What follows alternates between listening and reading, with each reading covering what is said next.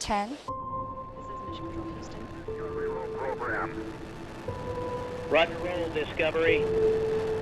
Discovery's roll maneuver is complete. It is now in a heads-down position on track for its flight to the International Space Station.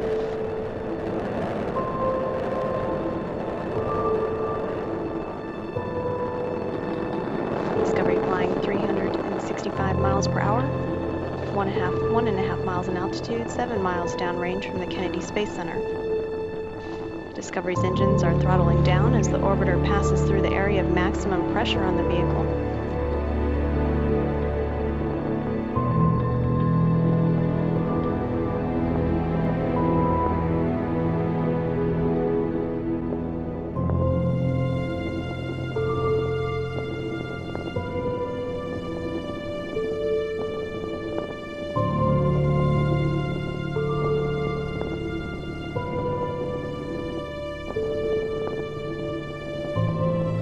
Journey to shore up the International Space Station. Atlantis now in the proper alignment for its 8.5-minute ride to orbit, 4.5 million pounds of hardware and humans taking aim on the International Outpost.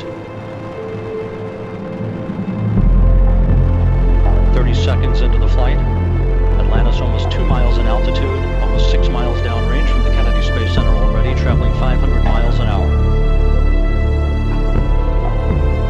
The 3 liquid fuel main engines now throttling back to 72% of rated performance, going into the bucket, reducing the stress on the shuttle as it breaks through the sound barrier. All systems on the spacecraft are go.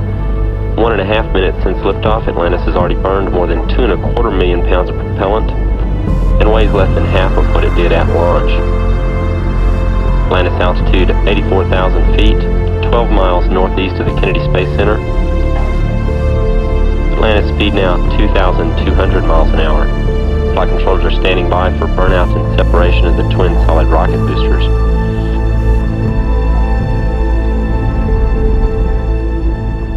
Booster officer confirms a good separation and jettison of the twin solid rockets. Atlantis now on its second stage. Its 3 main engines continuing to operate well at full throttle.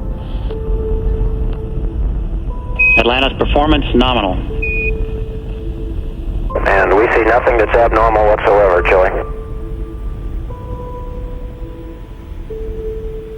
And the Earth looks just as beautiful as it always did.